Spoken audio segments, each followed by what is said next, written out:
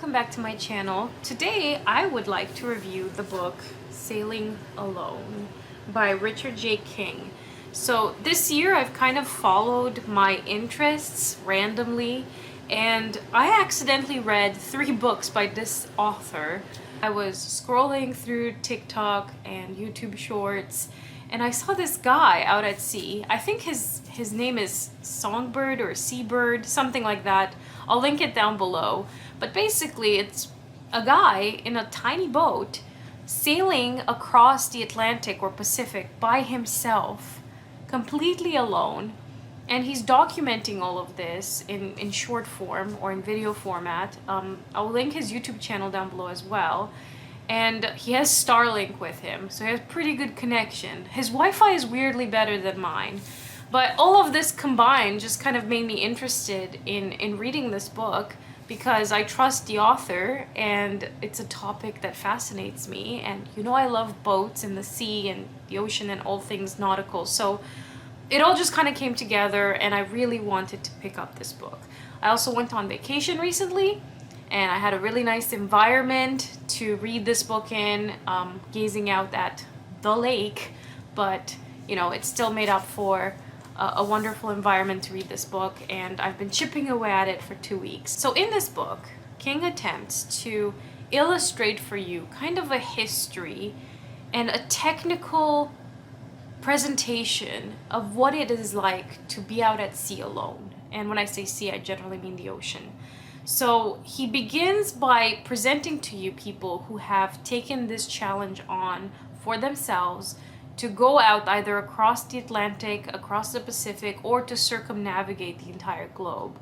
But he engages with people who have also published a book or a memoir about their experience. Because he mentions a few times, you know, I can't capture everyone, absolutely every single historical figure. There are also a lot of people we don't know about. Maybe some of them haven't even been documented or confessed, just went out and did it. We don't know. There's a lot that's unknown. And of course, there are certain biases and, you know, there's an American-centric sort of perspective in some ways, even though he does try to collect stories from around the world. One of the things that makes this fascinating in that way is that you can tell that the author, King, has read all of these memoirs. He has read all of the stories that came out of these adventures out at sea. And it is kind of a fun puzzle to put this book together, and I think he did a pretty amazing job given what a gargantuan task this was, because he tries to put together a lot of elements. So first, in the presentation or order of the people themselves, he doesn't necessarily go chronological. He begins with the story of Anne Davison, and the reason he begins with her stories is while she's not the first to do it, she is the first woman to cross the Atlantic alone, but her memoir is the most well-written one. He appreciates its writing style and she reflects a lot on like human emotions of what it's like to be out at sea, but also the despair, the fear, like moments that you find yourself absolutely frozen and you know you have nothing and no one except yourself. And she had lost her husband out at sea while she was with him prior to her tackling this task alone. So when she decides to go alone, she has a very strong why go? Why go out at sea by yourself? And what is she trying to do?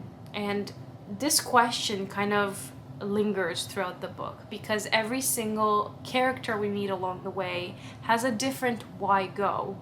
And King tries to answer that why go for each character, or I say character, I mean real historical figure, which is kind of a fun question to try to decipher for somebody else, but also to extract from their memoirs. There's 2 more layers to this book. So the second layer is that he himself, King, is attempting to sail alone while writing this book, while reading these memoirs, and he's kind of taking you on a first-person account as well.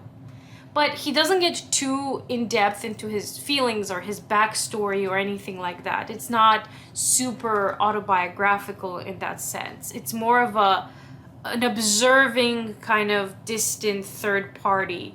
But the chapters capturing his own story have elements of the sea. So you'll have a chapter on sharks, you'll have a chapter on seabirds, you'll have one on boats and sailing or navigating alone. Just kind of like components or elements that you encounter while out at sea. By the end, the components start to merge a little bit with the historical figures or present day figures, because there are some people who are still alive. And especially when he engages with, youth and hubris and going out at sea very young, or concepts of environmentalism that start to pop up. My personal favorite chapter, which kind of captured my heart, was that of Joshua Solcum. And I think it's because it's probably one of the more historical ones. He is the first one to officially have done it and to have written a memoir about it. And he lived kind of in the early 1900s in America. He was born in the 1850s, I think, or somewhere in the late 1800s in Nova Scotia in Canada. And then he lived in New York. But why I found his story fascinating is I think just because of the historical time period, it puts him in a different time and space for me. The two world wars kind of divide a very specific past to a kind of more modern present. And a lot of the people mentioned in this book kind of travel out at sea post World War II. So to have Solcum's story, it feels a little bit more chilling somehow. There's also something about his story. Like, first he had a wife and he raised like 4 children with his wife on a boat. And then after his wife passed, he was, a single dad temporarily before he remarried. His second wife didn't want to be out at sea at all. But just the thought of being on a boat with 4 children, being kind of adventurous in a sense, and your heart longing for the sea, but having responsibilities on top of that, and all of the jobs he picked up along the way from New York, and it kept him, alive because it was his income. One of the fun components about this book is that people who had a very cool life story didn't necessarily write the best memoir or didn't know how to write about it. So you get to see this kind of play between someone who could have done something cool with their book, or someone who tried to write poetry or really engage with the spiritual solitude of being out at sea, like Moitessier, and we get a chapter on him too. There's also another woman sailor, Sharon Sykes Adams, who crosses the Pacific, and you engage a little bit with women's rights. And then you have African American sailors and the idea of like sailing while black and the implications of that, and where would you stop along the way. So you have Teddy Seymour and Bill Pinkney. Now you will notice that a lot of the men do stop in a lot of other countries, or along the coast of other places, which the women kind of preferred just the sea alone kind of thing. There are more interactions with other people when it comes to the men out at sea. Overall, just terrifying in general. There's also the story of Kenichi Horie, the Japanese sailor, and Florentino Das, the man who went from the Philippines to Hawaii. And a lot of their stories are very different. Their why go is very different from, Joshua Solcum's why go. So now, to take a step back and just assess the book as a whole, it is very matter-of-fact nonfiction, even when it talks about the components of being out at sea and these real historical figures. It does feel like pure biography, pure nonfiction, facts.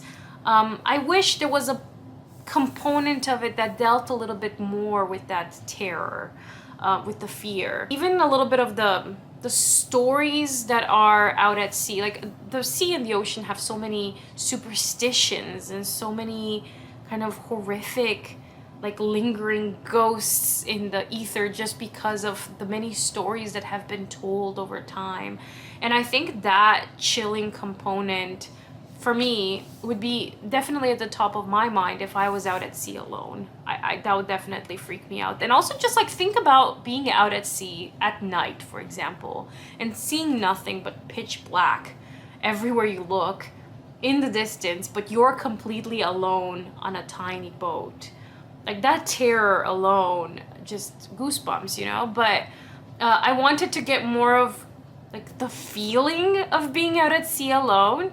And maybe that is just slightly missing. But again, I think he's accomplished so much with this book that I don't see how he could have done any more, because he's incorporated all of these people from all around the world with all these different stories, and he's engaging with the literature and all of these other elements of being out at sea, that it is kind of complex already as it is, that there's not much more you could do without overly complicating this nonfiction work. So I think overall, like, it's a solid 5-star book, and he's done a wonderful job with writing it and capturing it. And like, even when he is alone and in those chapters when he's reflecting on his own journey, he says, oh my God, you know, like, I can't believe that some of these people didn't even have a radio or any signal to the other people around the world, or to know that there's some sort of safety, that somebody out there knows that they're doing this, or that someone is looking out for them. And how fortunate I am to have connection to land somewhere, and to know that that's, you know, at the back of my head, I feel some sort of safety. What can I say? I love this book. I clearly really enjoyed this author, and I feel like his interests really align with mine. And he's actually done something about it and written wonderful books, and I'm just going to read them. Yeah, I need to get a boat. You will get a lot of reading recommendations from this. I jotted down so many book titles that I want to investigate a bit further. So I'm going to end it here. Thank you all very much for watching, if you've made it this far, and I will see you in a future video. Bye!